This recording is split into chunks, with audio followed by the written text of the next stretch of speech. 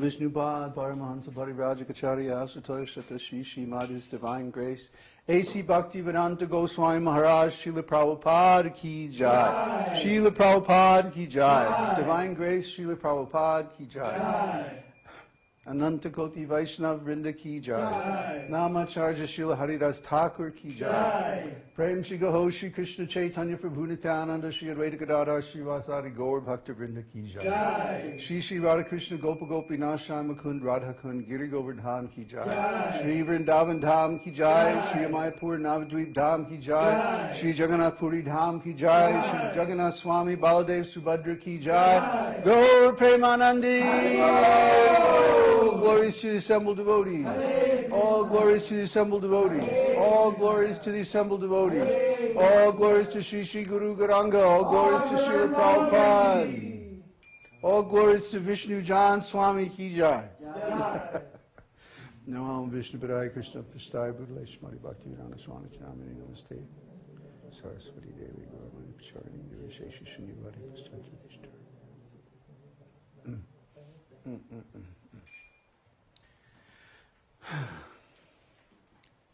So that's it. No more to say. We've been practicing the kirtan lately. And it shows, really shows. And the kirtan's just getting better and better. So that's the symptom of spiritual life. It just gets better and better. And after 40 years of doing this Hare Krishna stuff, it only gets better and better and better. There's two kinds of happiness described in Bhagavad Gita. The one is material happiness. And it's described, it's like nectar in the beginning and poison at the end. Because one wants to enjoy sense gratification. And so perform so many sinful activities. But there may be some tiny bit of enjoyment in that. But as Prabhupada calls it, it's flickering. It's just there for a few seconds, and then it finishes. It ends.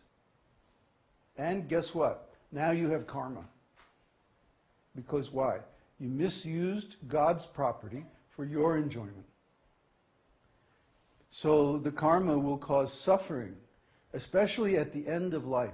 I can't imagine how horrible it must be to be conditioned to thinking that happiness is only in material enjoyment. And then come to the end of life, and the senses are becoming weak, and the body is breaking down, and the health is finished, and death is coming. It's tilted. Yeah. And what can you do? You have no spiritual life. You have no pious credits. You have no realization of God or anything. And there you are in the hospital with the tubes going in. Can you imagine that? How that must be so horrible. So nectar in the beginning, young boys and girls going to school, going to parties, taking drugs, having sex, very nice. Nectar. But then as they get older and older and older and older, more it becomes poison. But this devotional service is the opposite. In the beginning is poison. You have to read so many big, thick books and give up all of these things that everybody thinks is very nice. And then you have to chant this mantra over and over so many times. How terrible. Anyway, if you persist somehow or other, it only gets better. Actually, it's nectar at the beginning and nectar at the end. But our problem is we're not fit to relish at nectar. What's a good example? Let's say I know nothing about art. and I go to some big museum, the Louvre or the Metropolitan Museum in New York. And here's all of these fantastic pieces of art. Really the best, the excellent art of the whole world. But I know nothing about it. So I'm looking at this, you know, Michelangelo and Picasso and all this stuff, and I'm just like, duh. You know, why did he paint their face from two sides at the same time? Huh? You know, and so I can't relish it. Huh? It's there, it's right in front of me, the best art in the whole world. But I have no taste. See? That's our problem. Krishna is right there. Krishna is right in front of us. He's going, come on, let's dance, let's party. And you're going, what is this mantra stuff? And, you know, you have no taste. That's the problem. Everything is there in Bhagavad Gita. Everything is there in the scriptures. But people don't appreciate it, or they can't appreciate it, because they don't have the ability to understand it. So that's why we print so many big, thick books, Vedānta-sūtra and all this stuff, just to give people a taste, so you can appreciate the devotional service. Would you bring the Vedānta-sūtra books from in there? Let me show them.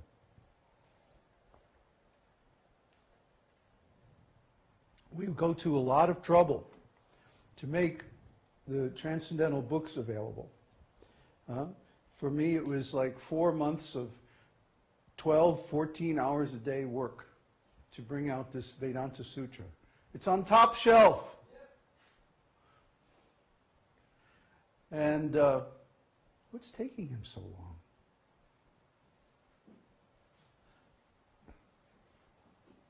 Come on, come on. Okay. Well, I want to make a point. See? Big, thick books. Pretty covered. But inside, it's all text. No pictures? No pictures. No, well, you're the artist. Come on, get busy.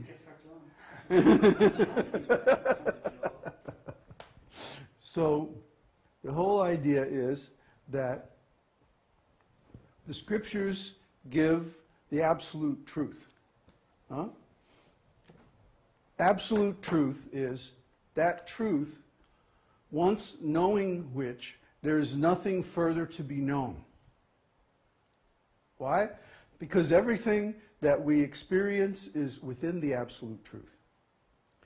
Everything that we experience, or every state of consciousness, every activity, anything that we can experience, anything that is possible to experience, is explained by the same absolute truth. There's no difference. In material consciousness, if someone moves from one situation to another situation, then everything changes. Can you turn the fan over here? No? Yeah. Yeah, thanks. It's for hot. Yeah, I'm sweating.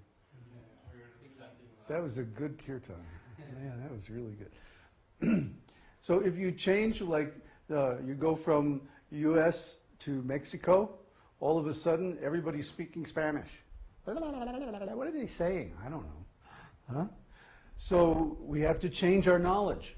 We have to learn the language. We have to learn the customs. Otherwise, we can't be comfortable in our new environment. But if we know the absolute truth, if we know consciousness and we know rasa tattva, then we can understand. Just by looking at someone's face, we can understand their whole life story. What are they doing there? What are they trying to do?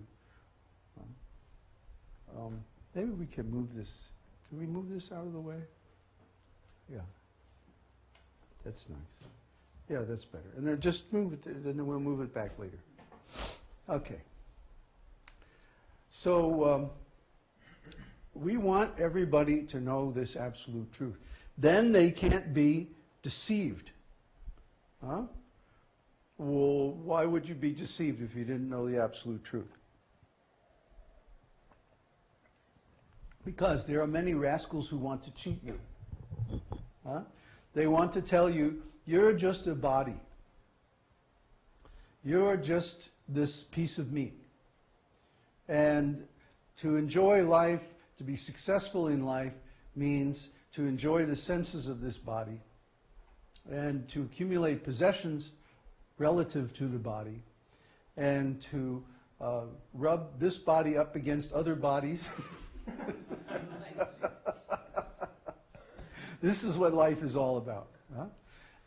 Or then there's the so-called spiritual teachers, huh, who say, oh, don't worry, you're one with God. Huh? Everything is one. We are one. Huh? And so it does not matter if you have your money or I have your money. So give me your money. Huh? They're talking like that. Rascals. So